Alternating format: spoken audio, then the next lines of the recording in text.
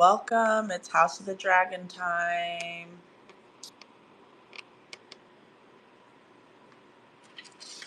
It is House of the Dragon time. So, we are on episode 6, I believe. And I think that we've had a really great time with this season. Tej, how do you feel about this season overall so far before we really get into it? I feel the same way. I think it's been great. I think it's been a phenomenal season. I enjoyed this episode, and the whole season's been pretty good. Yeah, I think this season has been super exciting. And we got about 2 episodes left, apparently. Two? Just two? Which is intense because a lot I has think three. three. We have 9 seasons. I think there are nine. Okay, okay. Let me know. Welcome, welcome, guys. Okay, so we have apparently 9 episodes this season. I thought it was 10, but that's usually like a mini series approach.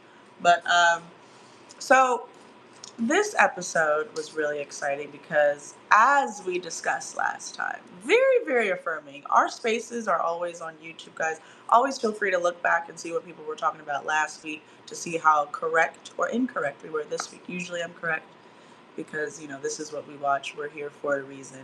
But I remember talking about Damon being a liability. I remember talking about how to strategize next. I remember talking about the dragon draft. All of these things were realized in this moment, in this episode. All of these things that we spoke about at What We Watch, we addressed it all. We saw it coming.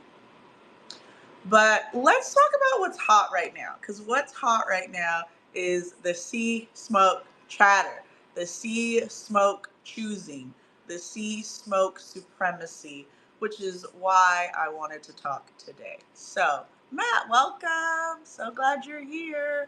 Glad How to do be you back.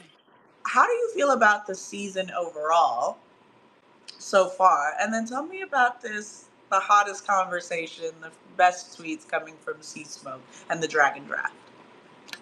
So I feel like this season has been it's had its ups and downs, but the highs have been higher than I would say season one. Like I feel like the best episodes of this show are two of them anyway, were in this season.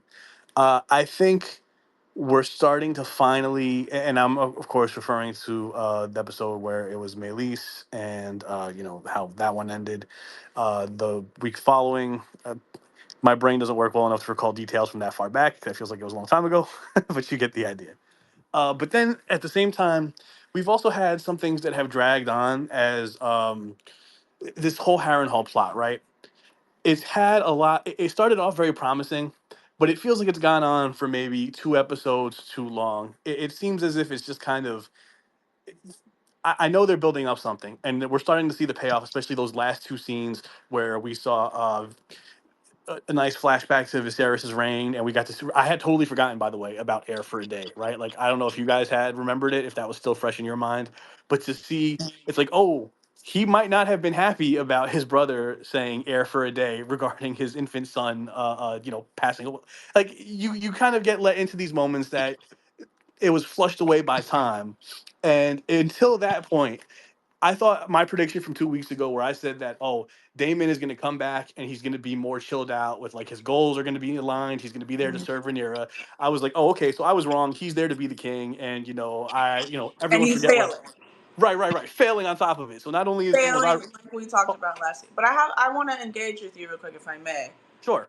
How should they wrap up the Harrenhal thing? Because I do see a lot of that conversation around the Harrenhal thing is going way too long for me. I'm not into it. So how should they wrap it up? What are you hoping for or expecting, or do you have any idea?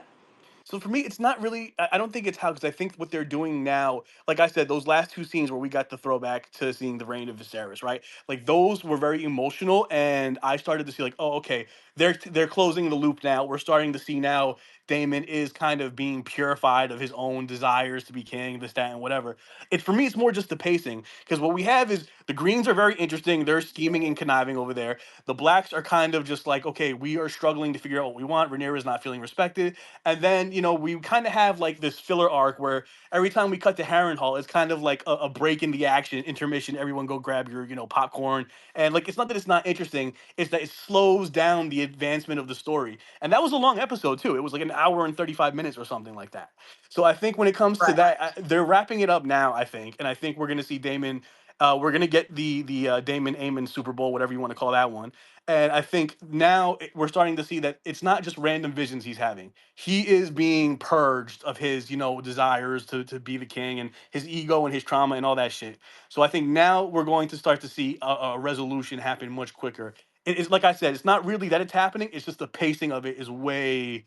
It's been two episodes too long, in my personal opinion. You're the expert on these things. You would know better than me.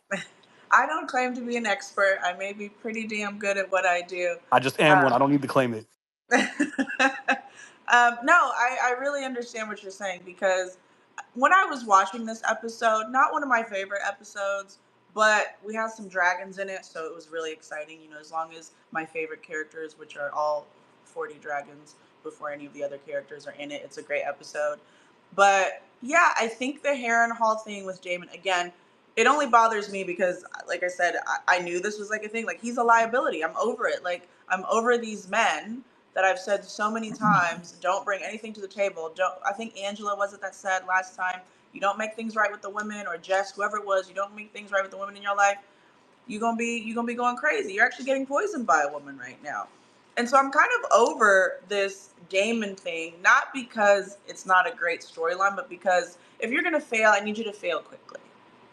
Like, just let's get it over with. Or if you're gonna succeed, then let's find that. Because even Caraxes, my baby boy Caraxes is stressed out too. Like, boy, what are we doing here? What are we doing? You know what I mean? So Tej, what do you think about the Harrenhal like storyline? Because it seems like a lot of people are over it. They're like, why are we still here? Either turn him up or get him out of here.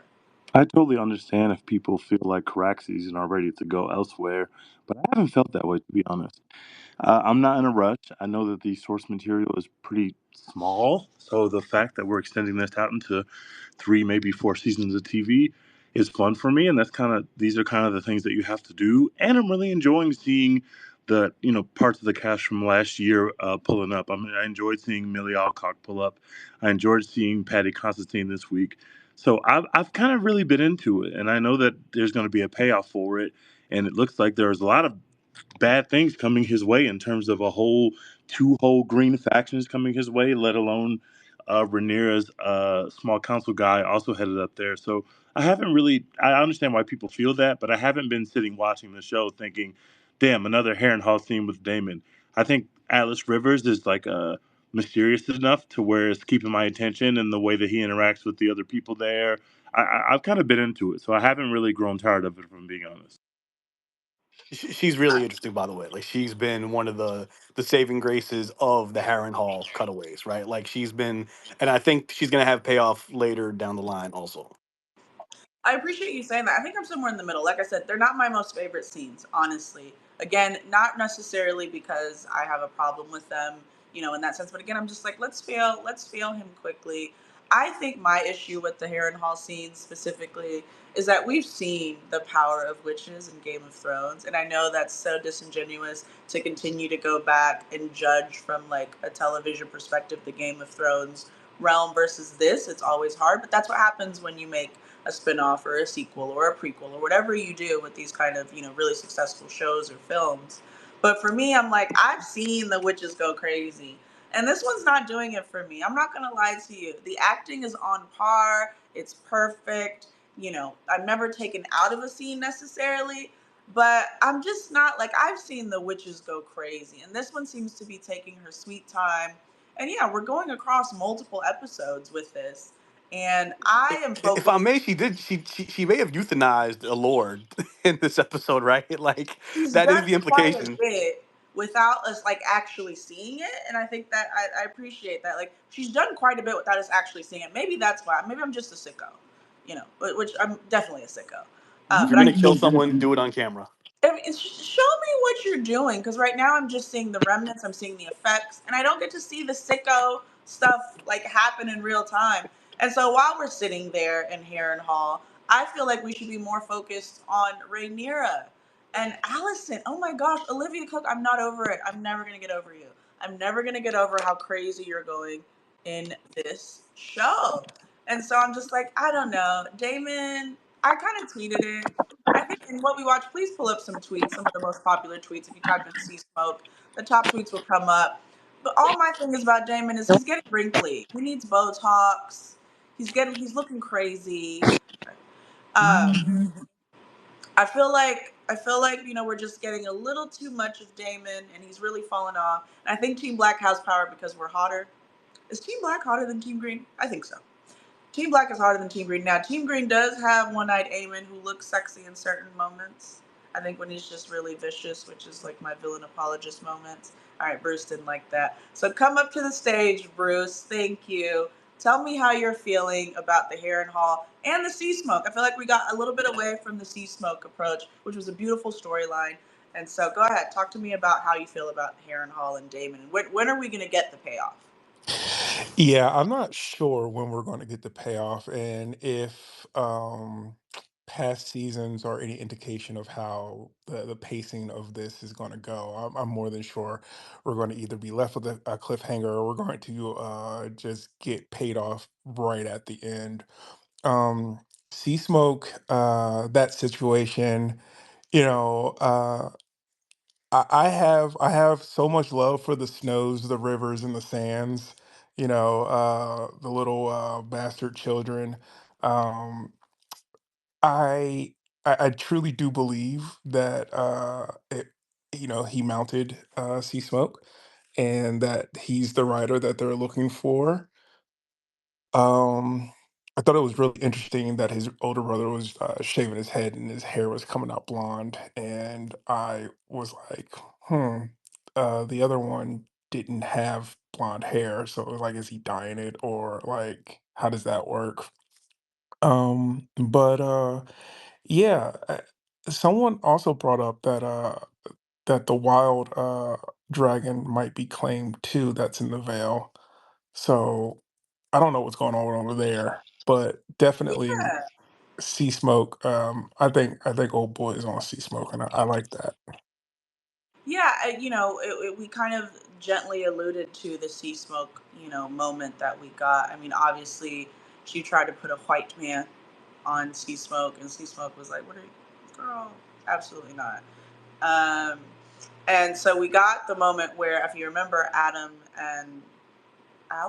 Adam and Alan, Corliss's sons, were in there. Just I think it was either that episode or the very end of the last episode, and they were like, "Oh, he's like, oh, I never feel like I'm a part of it. And I've always been second thought or whatever." Like the whole little drama, and it kind of was. It felt. I don't want to say it was a throwaway scene, but it felt like, oh, okay, he's just feeling away. One of the black sons is feeling away. We lost Ray Neese. Corliss is trying to find out what he's going to do for Team Black.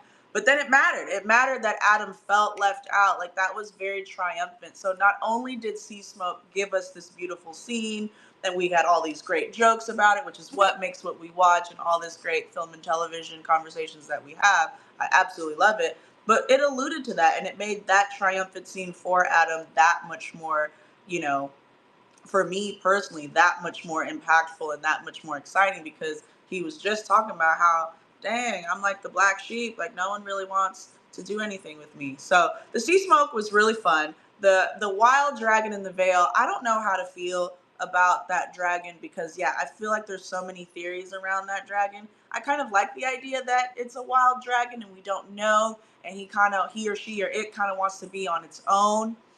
But obviously, it's going to really matter for Team Black or Team Green, probably Team Black, how we approach that, wild dragon in the veil. So, Baker Mayfield statue, talk to me. Tell me how you're feeling about this season so far, because we're nearing the end. We're in the second half of the season, and how you feeling about the Sea Smoke and the Heron Hall stuff. Baker Mayfield statue. No. Okay, Nap Escobar, welcome back. All right, we talked last time, my guy. We talked about Damon last time, Nap Escobar. Come on, talk to me. Okay, so let's address the sea smoke thing first. That's the easy one. I think they did. So, the last person just mentioned that Adam and Alan, and then how what the Adam always felt left out. The snake always like gave like recognition to Alan. So okay, back to the books, right? Because it just helps with a little more understanding. So in the books, they're technically Laenor Valarian's sons, like they're his bastard sons. So I feel like maybe in like the show, like they made one like they have the same mom, but one is Corlys is the dad for one, and Laenor is the son for Adam. So maybe that's why he was able to claim Sea Smoke because it's his blood. That's how I'm going about it, and I just feel like that would make sense because Stefan Darkling tried to claim him and he got smoked. Unfortunately, rest in peace to that guy. Really unfortunate. But We if knew you that was have, coming, though, right? Like, we knew yeah, he was about to get cooked, and I love the way they handled that scene. But go ahead. yeah, because like I mean, like if you have like Valerian blood, you can probably claim a dragon. But I feel like you just need like blood of like its a very descendant to ride. Like if it's already been claimed by a different rider, which that's my theory that they're going with the show. Back to Damon and Harrenhal. Okay. Oh brother. So this past week, I just went back and I rewatched the entire season 1 and season 2, just because I had nothing to do. Like I'm working from home, so I'm bored. So I rewatched the entire season 1, and I'm like, what are they doing with Damon in season 2? In season 1, he has the ambition. He's strong. He's the fearless leader. He goes into battle and he knows like he's going to be victorious. And then in season 2, it's just like whatever. Like even with season 1, like with episode 1 of season 2, how it started. Rhaenyra just lost Lucerys. She's upset. She wants blood. Who cares if it's that like a 3-year-old was beheaded? He was next in line for the throne anyway. If Aegon stayed in power, so you snuffed out his line of inheritance. Why would like who cares? Okay, it's warfare. Worst things happen in war. All right. So like this whole like oh she wants blood and then blood is shed and now she's being all cowardice and like oh come on, cut it out, man. Cut it out. That's not what we're here for. Have They killed are your we? son. Get it back in blood. Damon did the right thing. Now he's in Harrenhal trying to get you a land army because you need a land army to win this war. And he's just trying to do it his own way. Maybe okay, he should send some ravens. A little update here and there has never hurt anyone. Hey, this is what's going on. Maybe they should do that. But I just feel like they're butchering his character in Mhm. Harrenhal. If like some, and that's why the last episode got really awful reviews on IMDb because people are just fed up with like the pacing. There's the Dance of Dragons spans 100 years technically, so like you don't need to do the little like the pointless scenes. Like we want to see blood. We want to see people get like beheaded and chopped. I That's do really what want we're to here see. for. I do want to see Caraxes actually be able to do something, and we got that moment in the scene or in the episode where Damon seemed like he was about to escape, and then the basic witch. I just think she's a basic witch. Honestly, I just think she's basic. I've seen sexier, more powerful, more gruesome, more Good. intense witches. She has That's a good all I'm gonna jawline say. on her. Okay, now see, I do like a good jawline now. That's what I like. Tej, how do you feel? I want your perspective because again, like I hear what you said about you're cool with the pacing, but how do you feel like they're going about Damon's character? I mean, payoff, payoff, payoff. Okay, but when and what is the payoff?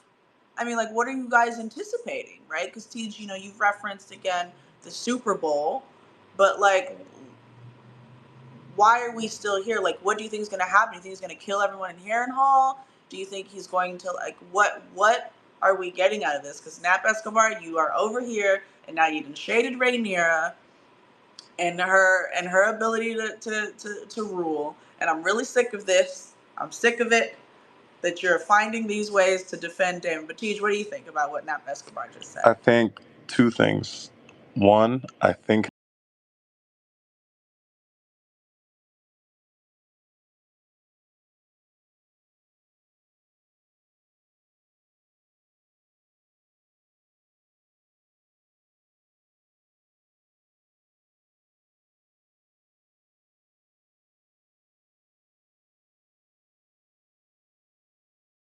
want, but we've already seen that his somewhere in his brain he thinks that he should be the one to rule.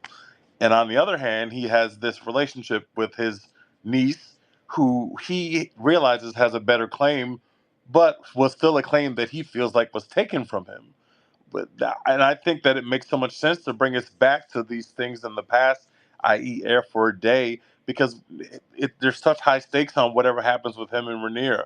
Are we about to have basically three parties at war here, or him and Rhaenyra going to be able to find a way to come together and stand by themselves? I don't know which way he's going to go, but I think no matter which way he goes, these episodes, when we look back at them, will be crucial to that direction about which way he goes. In the relationship between these three people, which is Damon, Rhaenyra, and Alicent. The relationship between those three people is the basis of the show. It's why we liked the first season. So I think it's just like, and I don't mind the pacing. I know that some people don't like the pacing, but again, like I said, I'm not in a rush as long as I'm entertained, and I am perfectly fine slow playing this. I mean, look at the first couple seasons of Game of Thrones. Very little happened. We were leading up to a lot of stuff, but the journey was so fun that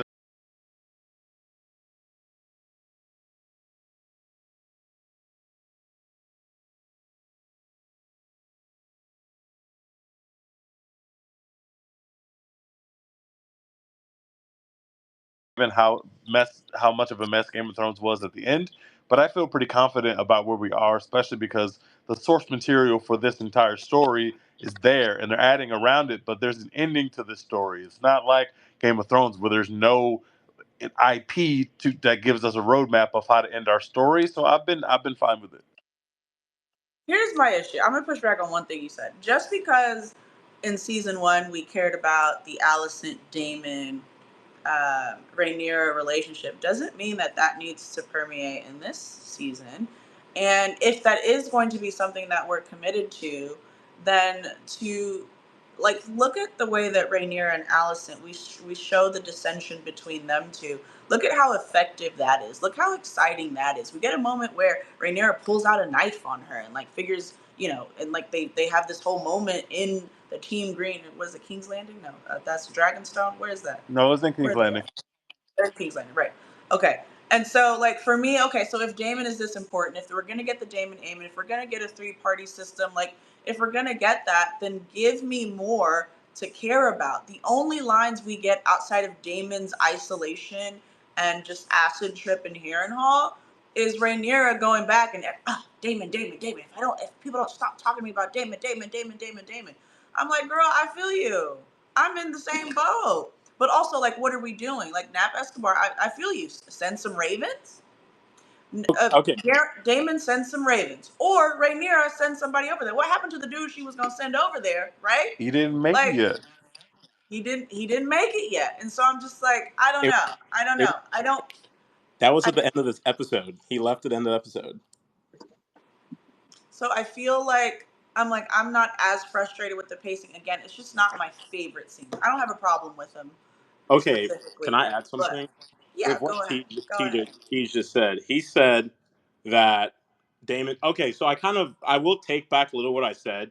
Damon's arc at Harrenhal, I think it's like a coming with it's he is coming in like realization that he never knew his mom, like because she did die when he was like 2 years old. So like for some reason has nightmares about her, like a nightmare about her, which I don't know. I didn't like that scene, but whatever.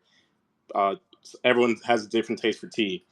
But he has at the last episode, this one with Viserys and Emma when she was dead, and I think that's him like realizing, oh, like my brother needed me in like his dying hours, and I wasn't there for him because all I cared about was now that he can't give an heir, I'm next in line for the throne. So I think that, and then he's coming to terms that, oh, like this was really like I shouldn't have done that 15 years ago, and maybe that's like what the screenwriters are going for. And I think if that's the case, sure, I tip my hat to them because whatever. But I just don't like it. I think that's what they're going for. I just don't like it. But with the witch, you say you didn't like her. She went to River Run and killed Grover Tully, and now the paramount of the Riverlands is a 15-year-old who Damon can bend to his will. So things are playing out. I know, like I said, I Things understand played that out. things are happening, but we didn't see Grover Tully die on screen. We kind of just got what is it, the Maester, whoever it is. Oh my god. No, Oh my the witch. They said the witch went, and then she witch right. went to help heal him, and then he died. So she Right. and she had told We Damon, know that she did, but we didn't see it on screen. And I just think from like a cinematic perspective, these moments there's a lot of dialogue, which to Tija's point, we got a lot of dialogue in Game of Thrones. So it's like how much are we comparing to Game of Thrones? We gave Game of Thrones 2 to 3 seasons to get us locked in. But let a couple of other people speak because I like where we're going with this. Matt, I want to let you go, but hold on. I see a new person here. Hi, citizen. Hi, Welcome. what's up? How are you? Good, I'm good. Welcome to What We Watch Wednesday. Talk to me a little bit about this Harrenhal situation and Sea Smoke. Okay, so Harrenhal is going to pay off next season. Eamon is coming to Harrenhal. He will spend probably most of the season there, like Damon did. And Alice Rivers and Harrenhal will do the same to him, give him these bad dreams, these hallucinations. He will definitely confront himself when they gave him a pig and told him he wasn't going to get a dragon. He will definitely confront his father on the Iron Throne, who never paid any attention to him. He will definitely confront um, his brother burning him, and it's going to be Harrenhal is the central key to this season, as it is what drives these two alpha males crazy, and they ultimately will settle it above Harrenhal, above the God's Eye. And that's not gonna go down till season 4, though, early season 4. And so if you don't like the Harrenhal thing, I suggest you kind of get on board because it ain't going away. You will see a parallel thing next year. And let's be real. Alice Rivers, she killed that bro. That dude's dead, and it's because of her. They wouldn't put that line in there if she didn't have anything to do with it. Here's my question: how is Ultra White? How is Hugh the Hammer going to get across the gullet to Dragonstone to claim these dragons when the gullet shut down? Like, you can't just be like going over there just on a rowboat, not get caught and shit like that. How are they going to manage that? And that's got to happen next week, Yeah, because I believe week 8 is they're going to take King's Landing. Heyman leaves foolishly. King's Landing is left open, and you're going to see Caraxes and Rhaenyra's dragon just like knock shit down and just take the Iron Throne, and that's I how the need, season will end. All right, I need I'm gonna go back. No, thank you, thank you. I agree. I need Vermithor to turn up too. I need Rhaenyra and her dragon to turn up. Honestly, they're not gonna let her, but I do. I need to see Caraxes. Do some. Caraxes is restless. So is Sea Smoke. We've been alluding to Sea Smoke for a while, so we've had a lot of dialogue around Sea Smoke, and we got something here. But I also want to talk about the common folk, the small folk, because I talked to y'all about this last week. Matt, I see your hand up. You are next. And Jay, you too. But we talked about the common folk last week. Now, I told y'all that this was going to become a larger storyline. And not only was it kind of larger, did it become a larger storyline, it was incredible. Okay. We see one boat full of fruits and meats and everything. We want meat. We want meat. Okay. No pause. We want the meat right now. It's great television. We're talking about great television here. This is what we watch. We want meat. That being said, we get the moment where they're digging, they're searching, they're trying to support the common folk, the small folk over there, Team Green, taking L's, mad L's, sowing dissension. That's crazy.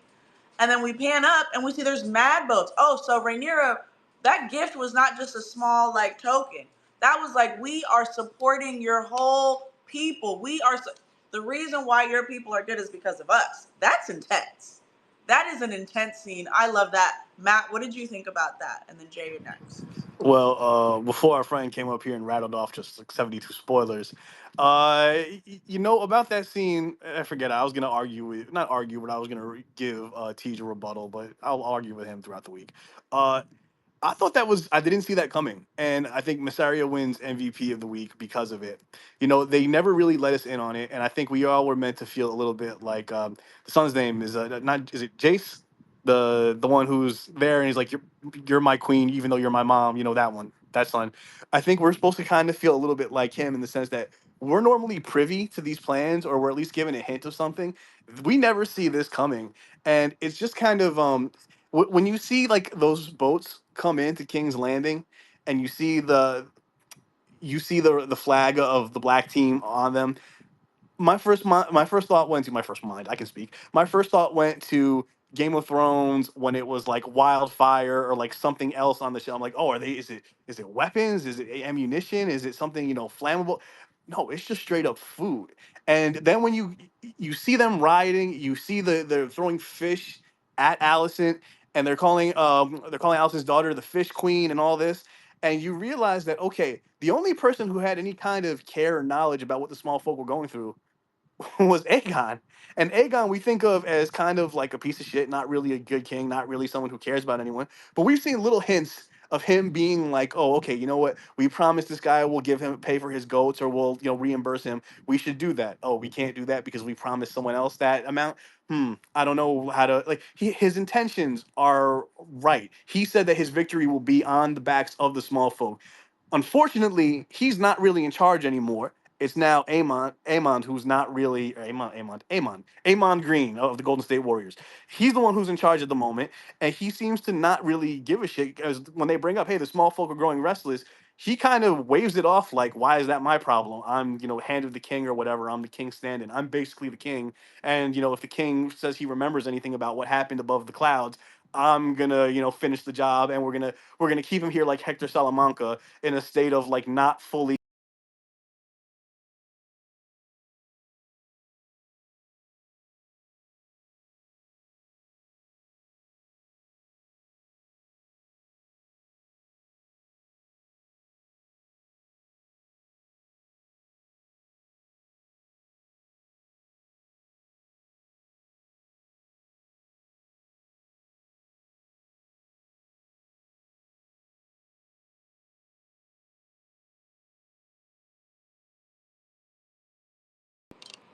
I like that. I like that you brought that up because honestly, yeah, it's not that she doesn't have a lot of that around her. Rhaenyra has zero support around her. Okay, outside of Mysera. Quite frankly, I mean, Rhaenys was her support, and Rhaenys died. She has Corlys. We just haven't seen a lot of Corlys. Shout out to him. He's grieving, our guy. But outside of that, she has Jace, who's not. I think Jace is not coming from a place of support, but more so a place of like, I want to shine, which is very much like Damon is doing, which is why we have to be mindful of that. But, to your point, Matt, I want to shout out to my girls at Too Personal Show, Joy and Taylor. They talked about this a little bit. It's like we can have in these television shows, we can have dragons, we can have, incestual kind of relationships, we can have these kingdoms and these fights and these wars, but a woman leading a, a kingdom, oh my gosh, no. Women in power, no. And it's just like it's in every universe, in every lore, and they made me laugh because we talk about that a lot here when we watch. It's like, Allison, you could have let Rhaenyra cook, but you chose not to, and that's why you're looking crazy. We're gonna get to that. I don't care how much time we have left. We're going to cook Allison in this space, okay? But yeah, so shout out to Too Personal Show on that. Jay, we was kings, I'm assuming is what it was. Is what you're gonna say. Talk to We us. was Dragon Riders. We was dragons. Okay, I perfect. don't know. This episode kind of I guess brought up everything I'm not liking about season 2 so far, and it's that like we're not really doing a lot of stuff. It's just people sitting and talking, and sure, that was a lot of Game of Thrones where people were actually doing stuff, making plans. Here we don't get to see as much plotting, as much, menacing as we did in Game of Thrones, and it's kind of just like, man, what are Allison and Rhaenyra doing? They've really not done anything. We're what, about 7 episodes into the season, and where have we changed in regards of the start? Of course, Rainey's is dead, but like besides that, what have we done? How has the war progressed? We've seen, I think, what, one battle so far, and it's just like, I don't know, this season has kind of very disappointed me. I'm kind of tired of the Damon stuff, because it's like, all right, man, you could have wrapped this up like 2, 3 episodes ago. It feels like they're just like pity patting their feet around because they don't know what else to do. So you are our first gripe guy today. I love that. Not our first gripe guy specifically for the Damon Harrenhal. That seems to be a resounding. There's a consensus on the fact that we do not like the Damon approach. And like I said, I don't like or dislike it. I'm just like, I'm tired of seeing an ugly man fail. My gosh, what's new? Groundbreaking. I'm over it. I'm like, okay, this another man that needs Botox doing a terrible job and undermining a woman that he should be working with to protect. Wow. It's groundbreaking. It's the same shit. We've heard this many times. Jess, welcome to the stage. How are you feeling about this season overall? We did talk a little bit about that, so you're here now. How are you feeling about the season so far? And I want to talk about the small folk. I want to talk about those scenes because that scene hit hard. Yes, no, that scene did hit hard, and we're gonna get there because using medieval Uber Eats to win a war is crazy, and I love it. You know what? Like, I do think this season has been not as good as the first, but I think that sophomore slump is real. But I think the performances are still absolutely knocking it out of the park. I think the things that they are foreshadowing have me excited as well. I think I want to reserve my feelings until at least until Sunday. Like, we only get 8 episodes, and we're pretty much at the finish line here.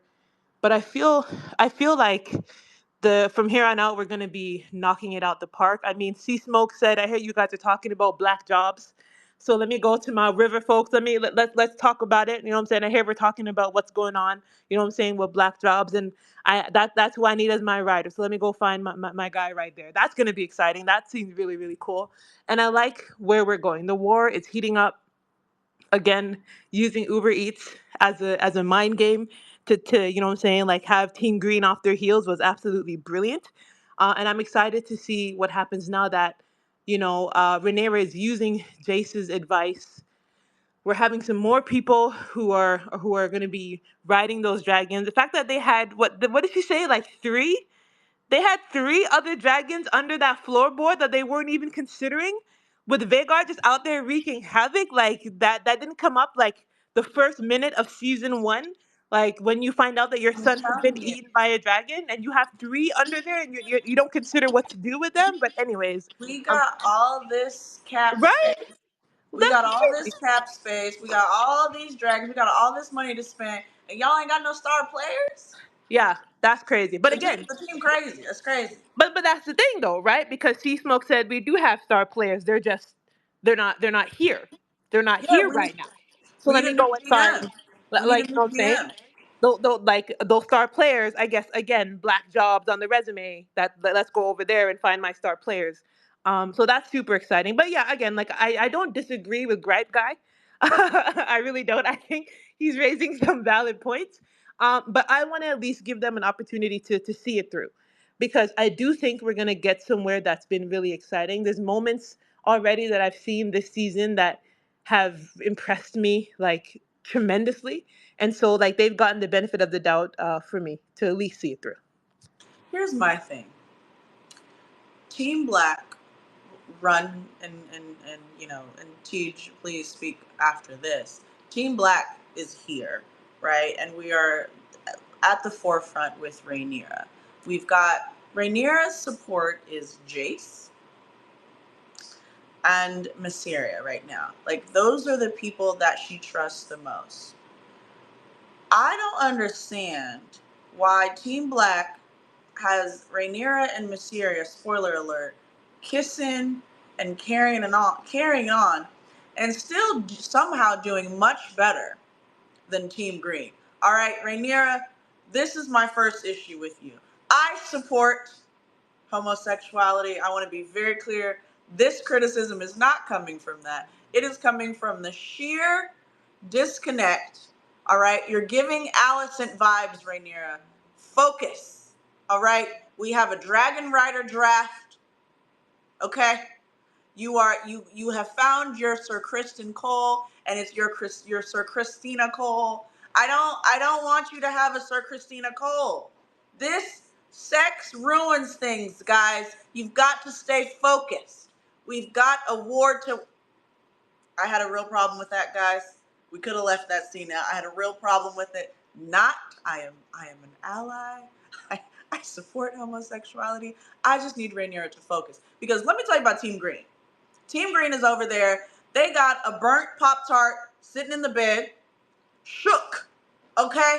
They got Aegon shook. Okay, we didn't even care about Aegon the first 5 episodes. He was like, what, 3 or 4 episodes? I don't care. I don't know how fast he got burnt. We burned him up so fast, and now I am so impressed. Tej, earlier you talked about how that's the storyline. No, the storyline is Alicent, Aegon, Aemond, and Rhaenyra. That's the storyline that I want. Damon, you have caused so many issues and simultaneously no issues at all. Please just get out of here. You are so boring to me. Citizen, I hope they pay off, because it's not giving anything for me. Damon, get some Botox. But back to Aegon and Aemond. So we got Aegon and Aemond, right? And Aegon is shook, and Aemond is like actually doing stuff for Team Green. But Rhaenyra and Rhaenyra hit hard with the common folk and sending them food. They hit hard. So now Alicent and Queen Helena are just in a tizzy. All right, we're in a great spot, Team Black. Team Black, I want us to celebrate. This episode was a victory for Team Black with no help from Daemon. Let me repeat that. This episode was a victory for Team Black with no help from Daemon. Daemon is nothing but a liability right now. And so I want to just really it was a victory. And then they knew it was a victory. They knew I was feeling good. I was like, you know what? This is how you infiltrate from within. It's like a poison, you kind of just poison them from within and let the poison kind of spread as needed. It was brilliant. I loved it. We got some dragons. We're trying to get the draft. The draft's not going so well. Some people are getting the first picks and the second picks, and we're trying to build our team, but it's cool. And then you have Rhaenyra do the Mystere. I didn't like that, guys. Tej, talk to me. I can't. I don't. I didn't like it. Mm-mm. First of all, I very much resent the comparison you just made uh, of Rhaenyra acting like Alicent. I don't think that's fair, because Massaria has already shown value added. Massaria not only came up with the scheme to put the food out for the common folk, she also Didn't Sir Kristen Cole also succeed? no, he didn't. All he's ever given Alicent was headaches and cunnilingus. What else has he done? And He's an a loser. abortion. He's a complete loser. But anyway, Massaria has put numbers on the board. Let's not forget that she put the Oscar-winning actresses inside that bar to have the common folk hearing about all these parties that Eamon's supposed to be having at King's Landing. Aemon not having no damn parties. Aemon is a sicko. When he wants to party, he goes to the brothel to get therapy. He don't have parties. He don't have feasts. But putting that out there at a time when the people are hungry scores points, and it matters. Not to mention the fact that Massaria literally saved her life. Christian Cole's never saved Allison's life. He did nothing but shit on her in small council when it came to Aemon. When it came to Aemon, he just shit on her and let her get kicked off the council. So I think that keeping Massaria close is a good thing. Now, I'm not saying that you have to have sex with someone to keep them close, but when have you ever known Rhaenyra to ignore her more earthly pleasures? She's never ignored that. That's how we got to the situation in the first place. She's been fucking people she wasn't supposed to be fucking. So what's going to change? We have war. She needs some stress relief. She's stuck at home. I think her decision making has been more than sound when it comes to Massaria. I do not I disagree with that at think all. this is bad. This is going to come back and bite her. I respect that you said that was not fair. She is not Sir Christina Cole. She has done way more, as women often do, way more than the men. So forgive me. You're right. However, the relationship that's forming is so risky, and she's definitely going down the Alicent path. Now, granted, sometimes you have 2 men in front of you, and one is clearly better than the other, but that does not mean that the path that y'all take are going to be better than the more toxic guy. So let me tell you something. I think Rhaenyra, you're right. Rhaenyra will fulfill her carnal desires. Boy, I tell you what. And I ain't mad at you. I ain't mad at you, Rhaenyra. But what I will say is that this was a knock for me. I don't like that approach. Let's keep it cute. Let's keep it professional. You are down horrendous. And that man came in to let you know some ish. This is what I'm talking about. This is the other part that was very Allison to me. Because in the middle of you making out and carrying on and all the stuff that you were doing, stuff is happening now. So now C smoked and claimed somebody, which we know this happened, but like things are happening. We are in a war. You need to be focused. You need to be focused. There's no, I don't care how great the gift was. We're not pausing to have sex. I don't know, guys. I don't know. Are there any medieval vibrators? If there's medieval Uber Eats, there has to be some medieval vibrators. I We know. don't have to bring any human beings into this. We're already on a slippery slope. All right. Your man's is out there in Harrenhal getting drugged. Jace, I'm sorry, but the track that Jace is going on, Jace, shout out to you, baby. You're doing fantastic. But Jace is a child. Okay. All right. Let me turn Bayla up, Bayla's sister up. Get these other baby dragons going. Oh my God, best scene in the episode with the baby dragon. All right. Sea Smoke, I'm so sorry. Shout out to you. Good for your jokes and burning up white men, as you should. As you should. But the baby dragon was the best. So that's all I'm going to say. But go ahead. Who has their hand up right now? Citizen, go ahead, Citizen. Talk to me. First off, I was today's years old when I figured out I could make my hand a black hand and not a yellow hand. And that shit was cracking me up. Second of all, put some respect on my nigga Lord Darkland's name, boy. He walked out there and said like a boss and said, "I got this," and then became French fries. Put some respect on his name. And man, I'm tired of talking about like female, Allison Vanera. Bro, this is about Hugh the Hammer, Ulf the White. We all know what's about to go down. Like these people, I'm so interested in their backstory and who they are, why they came from, who was their bastard father, and they ain't done nothing. Like those guys can get no screen time. That's my biggest disappointment of the season. Is we spending too much time on some other stuff that's probably important, but these guys have not been developed. These characters have not been developed, and it's gonna be stupid when they just hop on a dragon next episode or something like that, and like you're gonna be like, what? Like how many? I don't know. I just think they dropped the ball on the two dragon seeds. That's all I got. I don't disagree, Citizen, because I think Tej, and you can speak to this too. I think Tej brought it up before. It's like I was excited about the NBA Dragon Rider draft, me personally. But Tej brought up a good point. You go down this path and like that's not great. You throwing anybody and everybody up there on a dragon. You can put me on a dragon. You can't put Tej on a dragon. It's not gonna be the same. We're gonna have two completely different results here. Tej might not be with us anymore. You go up to a dragon. So you have to be mindful of who gets to be on a dragon. And yeah, I respect that criticism. Jess, talk to me. Yeah, no, I don't disagree with your point at all. I do think though they can spin the narrative that okay, whoever they do find to ride these dragons is still of Targaryen blood, and they can still throw out the propaganda to the hashtag small folk that there's still a level of they not like us. You know what I mean when it comes to riding them things.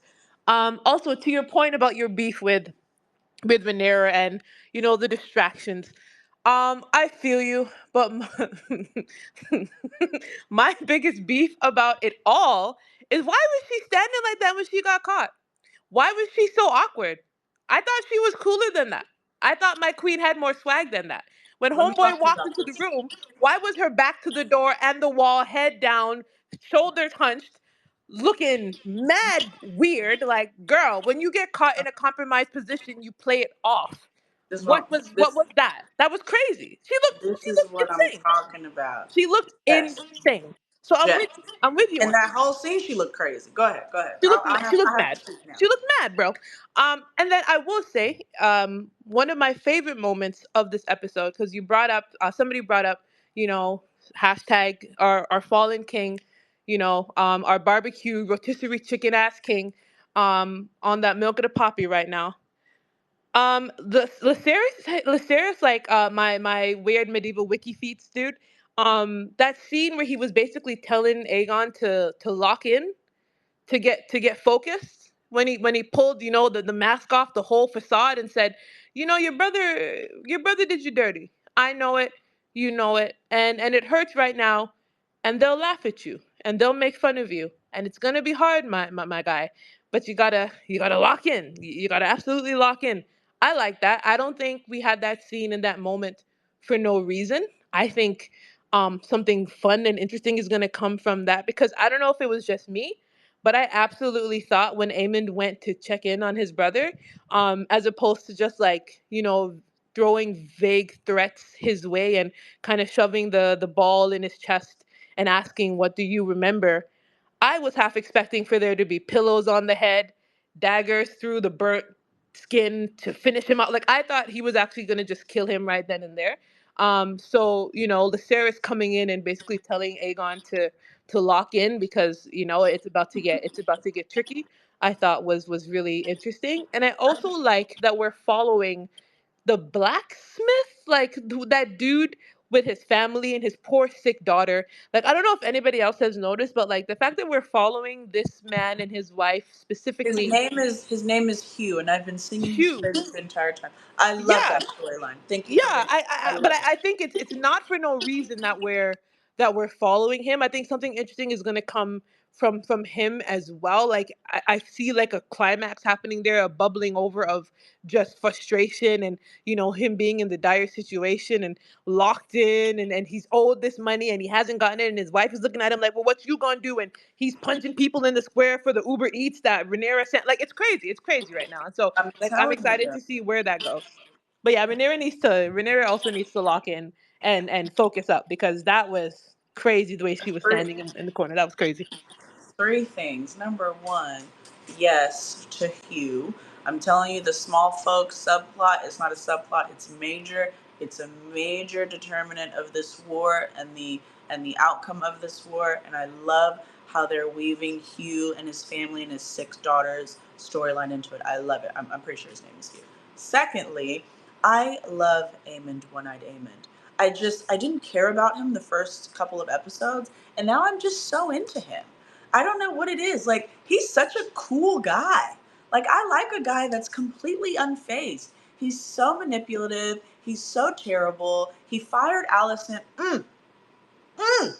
I love that scene. When he fired Allison and he was looking straight ahead, like, Mamas, let me tell you something.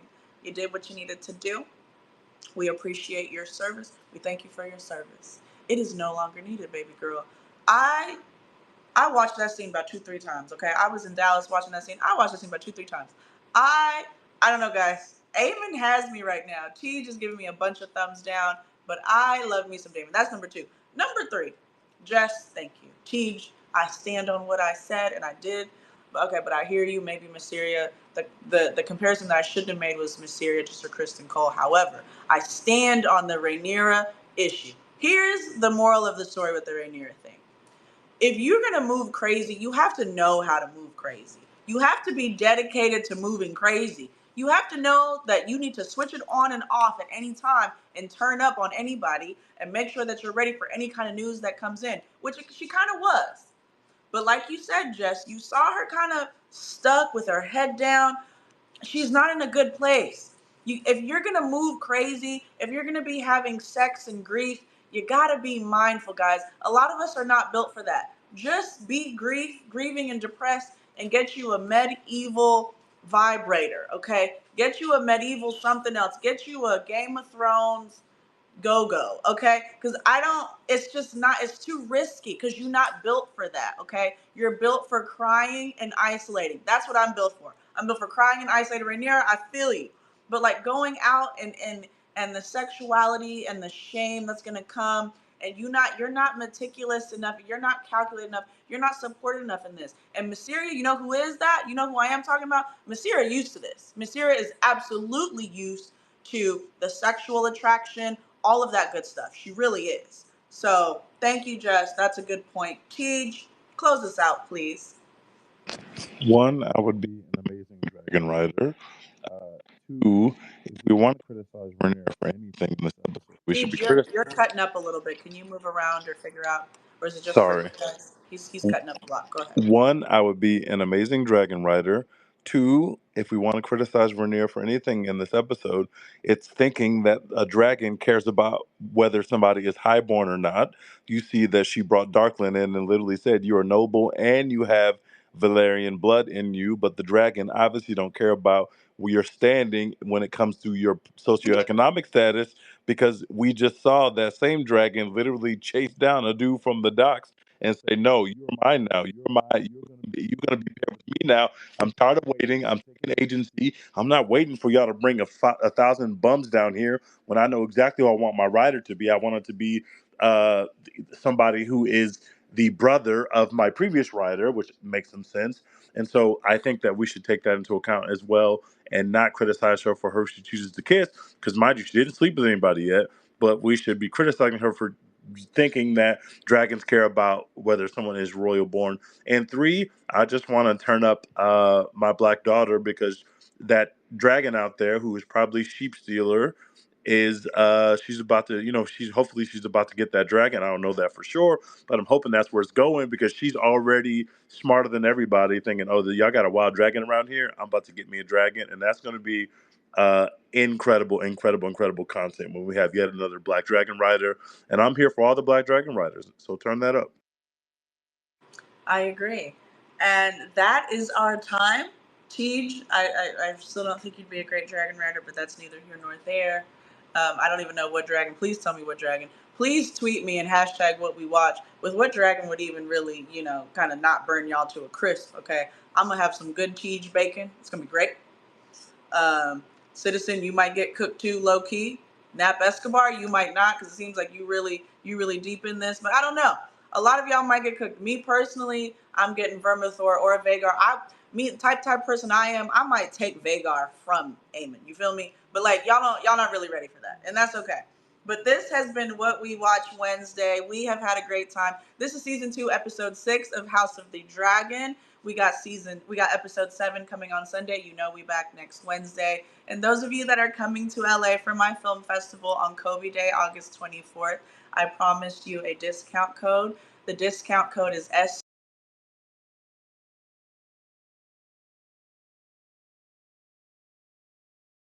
Type that in and get your 25% discount on all of your tickets. I'm so excited for you guys to join us. This is basically going to be this, but just way more intimate, way more exciting, way more immersive. And we'll get hugs and photos and have great drinks and Prosecco and everything. So it'll be super fun. Really excited. Thank you for joining again. Tweet out how you felt about it. If you loved the space, at me. If you hated it, at Tej, and hashtag what we watch every time. Bye. Thank you.